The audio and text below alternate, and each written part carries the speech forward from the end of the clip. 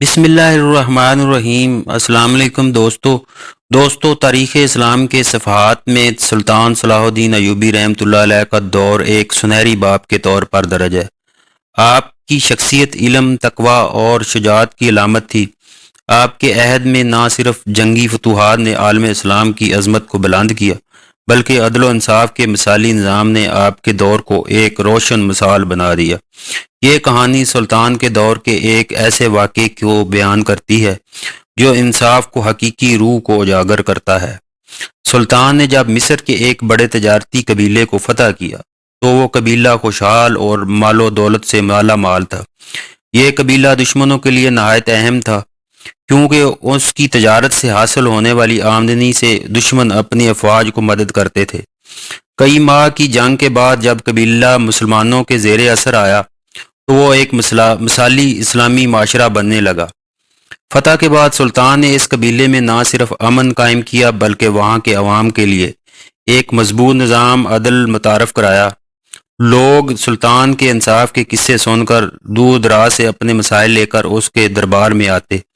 ایک دن قبیلے کے سردار کی بیٹی، جو نہایت حسین، پاکیزہ اور اپنے والد کی لاڈلی تھی، اپنے کھیتوں میں چارہ کاٹنے گئی۔ یہ معمول کا کام تھا، لیکن اس دن ایک افسوسناک واقعہ پیش آیا۔ ایک نقاب پوش شخص نے اس پر حملہ کیا، اسے بے ہوش کیا اور زیادتی کا نشانہ بنایا۔ جب سردار کی بیٹی کو ہوش آیا تو وہ خود کو بے بسی کی حالت میں پایا۔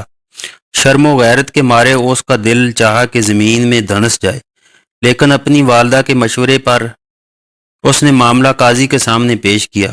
قاضی نے پورے گاؤں کو عدالت میں حاضر ہونے کا حکم دیا۔ گاؤں کے تمام مرد جمع ہوئے، لیکن مجرم کو پہچاننا مشکل ثابت ہوا۔ قاضی نے مختلف سوالات کیے اور شواہد جمع کرنے کی کوشش کی، لیکن کامیابی نہ ملی۔ جب معاملہ حل نہ ہو سکا تو قاضی نے یہ مقدمہ سلطان صلاح الدین ایوبی کے دربار میں پیش کرنے کا فیصلہ کیا۔ سلطان نے معاملے کو نہایت سنجیدگی سے سنا اور سب کو یقین دلایا کہ انصاف ہوگا۔ انہوں نے تمام مردوں کو دوبارہ پیش ہونے کا حکم دیا۔ سلطان نے کہا، جرم کی نشاندہی کرنے کے لیے ایک خاص طریقہ اپنایا جائے گا۔ سلطان نے حکم دیا کہ ایک بڑے برتن میں پانی کو گرم کیا جائے اور اس میں سونے کے سکے ڈالے جائیں۔ پھر کہا کہ ہر مرد اس برتن میں ہاتھ ڈالے۔ سلطان نے کہا، جو شخص اس جرم میں ملوث ہوگا اس کے دل کی گناہ گاری اس آزمائش میں ظاہر ہو جائے گی۔ جب یہ عمل مکمل ہوا تو سلطان نے برتن پر موجود چکنائی کا بغور جائزہ لیا۔ ان کے تجربے نے انہیں اشارہ دیا کہ یہ چکنائی کسی قصاب کے ہاتھوں کی ہو سکتی ہے۔ سلطان نے گاؤں کے تمام قصابوں کو الگ سے طلب کیا اور ان کے اعمال کی جانچ کی۔ ایک قصاب کے بیانات میں تضاد پایا گیا، جس سے سلطان کو شک ہوا۔ سلطان نے مزید دباؤ ڈال کر اس سے سوالات کیے۔